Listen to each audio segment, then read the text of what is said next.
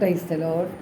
സ്നേഹമുള്ളവർ, വിശുദ്ധ മാർക്കോസിൻ്റെ സുവിശേഷം 1-ാം അധ്യായം 15 യേശു പറഞ്ഞു, സമയം പൂർത്തിയായി, ദൈവരാജ്യം സമീപിച്ചിരിക്കുന്നു, അനുതപിച്ച് സുവിശേഷത്തിൽ വിശ്വസിക്കുവിൻ. ദൈവരാജ്യം, അനുതാപം, സുവിശേഷം,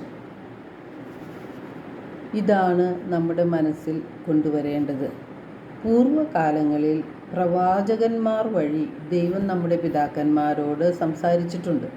എന്നാൽ അവസാന നാളുകളിൽ ദൈവപുത്രനായ യേശു നമ്മോട് സംസാരിച്ചിരിക്കുകയാണ്.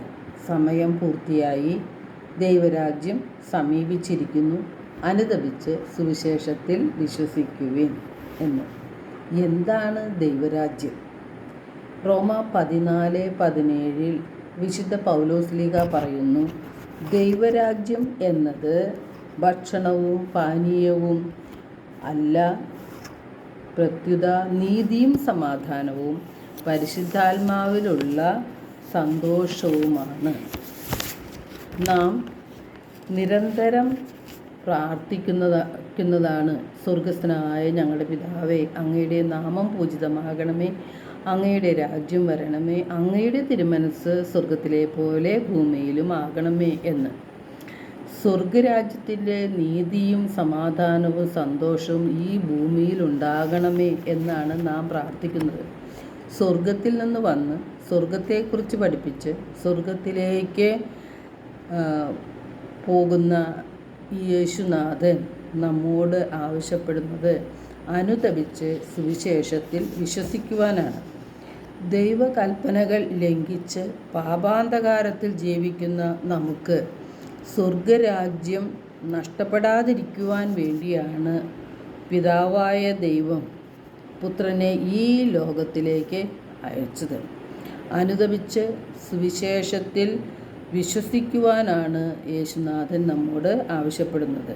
ഇതിനായി നമ്മുടെ ഹൃദയത്തിൽ മാറ്റം ഉണ്ടാകണം, മാനസാന്തരം ഉണ്ടാകണം. അപ്പോൾ നമ്മുടെ ചിന്തകളിലും മനോഭാവങ്ങളിലും മാറ്റം ഉണ്ടാകും.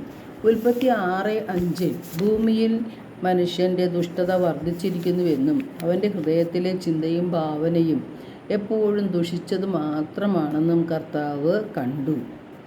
മനുഷ്യഹൃദയത്തിൻ്റെ കാപട്യത്തെക്കുറിച്ചും ദുഷ്ടതയെക്കുറിച്ചും യേശയ്യ, ജെറമിയ, ജോഷുവ എന്നീ പ്രവാചകന്മാർ വഴി ദൈവം മുന്നറിയിപ്പ് നൽകിയിട്ടുണ്ട്.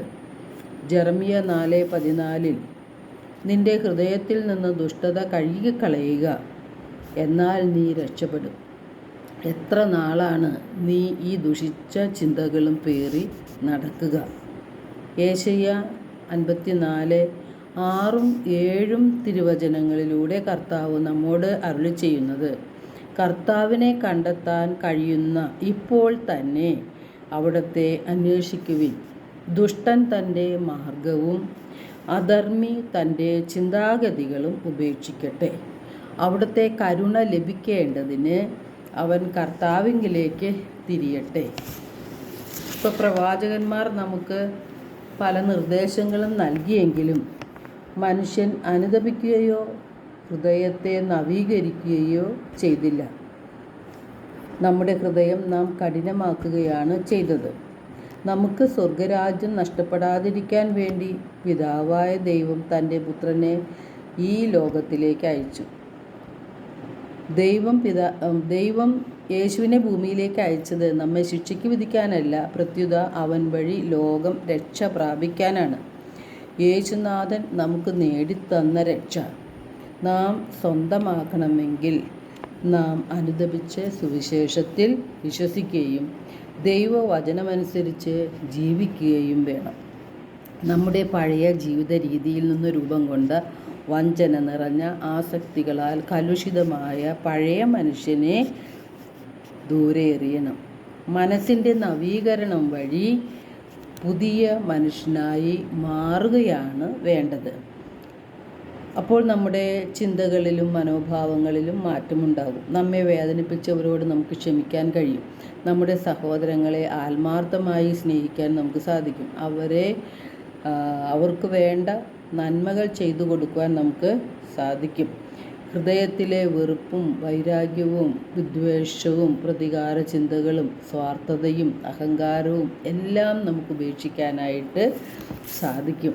നമ്മുടെ ഹൃദയത്തെ വിശുദ്ധിയിൽ കൊണ്ടുവരുവാൻ നമുക്ക് കഴിയും. ഈ ഭൂമിയിൽ സ്വർഗരാജ്യം വളരുകയും നാം സ്വർഗത്തിൽ പ്രവേശിക്കുകയുമാണ് ചെയ്യുന്നത്. എല്ലാവർക്കും ഒരു നല്ല ദിനം ആശംസിക്കുന്നു. ദൈവം നമ്മെ ഓരോരുത്തരെയും സമൃദ്ധമായി അനുഗ്രഹിക്കട്ടെ.